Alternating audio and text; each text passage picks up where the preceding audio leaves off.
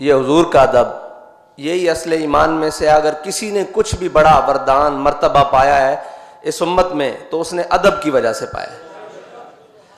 جب حضور ہجرت کے لیے تشریف لے کر جا رہے تو حضرت صدیق اکبر کبھی آپ کے آگے چلتے، کبھی آپ کے دائیں چلتے، کبھی آپ کے بائیں چلتے، کبھی آپ کے پیچھے چلتے، بس اچانک دوڑ پڑتے۔ تو حضور نے فرمایا صدیق یہ بھی کوئی چلنے کا طریقہ ہے؟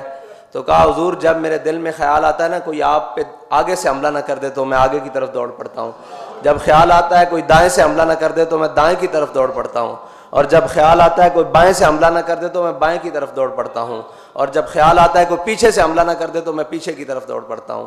یہی ہر امتی کے لیے فرض ہے کہ جب بھی وہ حضور کی عزت اور ناموس کے لیے جہاں سے اس کو شک ہو کہ یہاں سے میرے نبی کی عزت پر حملہ ہو سکتا ہے وہ اس جانب اپنی جان مال سب کچھ لے کر چل پڑے۔ یہی امتی کے اوپر فرض ہے، کیونکہ یہ حضرت صدیق اکبر کی سنت ہے کہ جہاں سے بھی خطرہ ہو، حملہ نہ ہو جائے، صرف خطرہ ہو کہ یہاں سے میرے آقا و مولا صلی اللہ علیہ وسلم کی ناموس پر حملہ ہو سکتا ہے، اس کا اندیشہ ہو، اس جانب دوڑ پڑنا، یہ حضرت صدیق اکبر کی سنت ہے۔ اور وارفتگی سے دوڑ پڑنا، دیوانہ پن سے دوڑ پڑنا، یہ حضرت جناب صدیق اکبر کی سنت ہے۔ حضرت امام محمد سے کسی نے پوچھا کہ جناب آپ اتنے بڑے عالم کیسے بنے؟ آپ فرمانے لگے کہ مجھے خواب میں زیارت ہوئی حضرت آدم علیہ السلام کی۔ حضرت آدم علیہ السلام نے فرمایا بیٹا قرآن سناؤ۔ کہتے میں نے قرآن پڑھنا شروع کیا، اور پڑھتے پڑھتے جب میں پہنچا وَعَصَىٰ آدَمُ رَبَّهُ فَغَوَىٰ تو یہ آیت میں نے چھوڑ دی۔ جب میں نے یہ آیت چھوڑ دی تو میں پڑھتا رہا، جب میں نے ختم کیا تو حضرت آدم علیہ السلام نے پوچھا امام محمد آپ نے یہ آیت کیوں نہیں پڑھی؟ تو انہوں نے کہا حضرت میں نے، آپ اولو العزم رسول ہیں، میں نے آپ کے ادب کی وجہ سے یہ آیت نہیں پڑھی۔ تو حضرت آدم علیہ السلام نے فرماتے ہیں امام محمد کے مجھے سینے سے لگایا اور تمام علوم عطا کر دیے، یہ ادب کی وجہ تھی۔ اب حضور کی محبت اور صحابہ کا ادب، اس پر قبیلہ بنی عمر میں جب سید عالم صلی اللہ علیہ وسلم صلح کے لیے تشریف لے گئے، نماز کا وقت ہو گیا، مؤذن نے اذان دی، نماز حضرت صدیق اکبر پڑھانے کے لیے کھڑے ہو گئے۔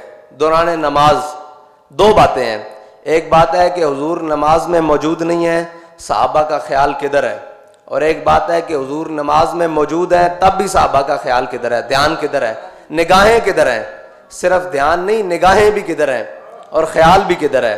اسی لیے اقبال نے کہا تھا شوق تیرا اگر نہ ہو میری نماز، اس کا عملی نمونہ صحابہ کرام نے آگے پیش کیا، آپ سنیں۔ حضور دوران نماز تشریف لے آئے، اب صحابہ نے اپنی آنکھوں کے گوشوں سے دیکھا کہ حضور تشریف لے آئے ہیں۔ اب جب کوئی پیچھے سے نمازی، وہ تو امام الانبیاء ہے، نمازی کوئی آئے تو وہ اس جانب سے داخل ہوتا ہے نا، محراب کی جانب سے تو داخل نہیں ہوتا، وہ پیچھے سے آتا ہے اس طرح۔ حضور پیچھے سے تشریف لائے، صحابہ کو کیسے پتہ لگا؟ ہمارے قائد فرماتے تھے کوچا کوچا میں مہکتی ہے یہاں بوئے قمیص، اور یوسفستان ہے ہر گوشہ کنان عرب۔ تو کیسے پتہ لگ گیا آپ کو؟ حضور کی خوشبو آ گئی صحابہ کو، اور اسی خوشبو میں گم تھے کہ وہ کہاں ہے۔ حضور نماز میں پہنچ گئے، اب صحابہ نے بعض ایسے ایسے اور بعض ایسے ایسے دونوں طرح تصویر شروع کر دی، تو اب حضرت صدیق اکبر نے اپنی آنکھوں کے گوشوں سے پیچھے دیکھا، جب دیکھا تو جناب رسول اللہ تشریف فرما ہو گئے، تو آپ اپنے مصلی سے نا پیچھے ہٹنے لگے۔ تو حضور نے فرمایا صدیق یہیں کھڑے رہیے اور نماز ادا کیجئے، مکمل کیجئے۔ آپ نے نماز نہیں پڑھائی بلکہ پیچھے آ گئے، اور پیچھے آ کے سید رسول اللہ صلی اللہ علیہ وسلم مصلی پر جلوہ گر ہو گئے۔ آپ نے نماز مکمل فرمائی، اور نماز مکمل فرمانے کے بعد جب سلام پھیرا تو حضور نے فرمایا صدیق میں نے جب آپ کو کہا تھا کہ آپ نماز مکمل کریں، آپ نے نماز کیوں نہیں مکمل کی؟ عرض کی یا رسول اللہ ابو قحافہ کی بیٹے کی کیا جرت ہے کہ وہ آپ کے مصلی پر کھڑا ہو۔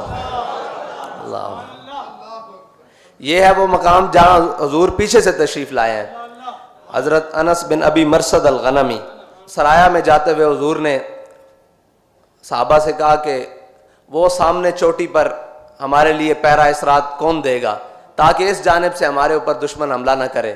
تو حضرت انس بن ابی مرثد الغنمی کھڑے ہوئے، فرمایا حضور میں پیرا دوں گا۔ رات گزری، صبح فجر کے ٹائم حضور نے پوچھا کہ وہ ہمارا شاہ سوار نہیں آیا؟ انہوں نے کہا حضور ابھی تک تو کوئی نہیں آیا۔ اب نماز کھڑی ہو گئی، اب نماز میں آپ کو پتہ ہے کہ جو نماز ادا کر رہا ہو اس کی نظر قیام کے دوران کہاں ہونی چاہیے؟ سجدے کی جگہ پہ نا. لیکن آئے ہائے صحابہ کی نظریں کہاں ہیں؟ دیکھیے صحابہ کہتے ہیں حضور نماز کے دوران سامنے جھاڑیوں میں دیکھ رہے ہیں. حضور تو جھاڑیوں میں دیکھ رہے ہیں، صحابہ کہاں دیکھ رہے ہیں؟ وہ حضور کی آنکھوں کی طرف دیکھ رہے ہیں.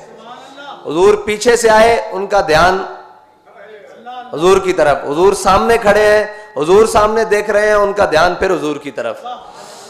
شوق تیرا اگر نہ ہو میری نماز کا امام، میرا قیام بھی حجاب، میرا سجود بھی حجاب.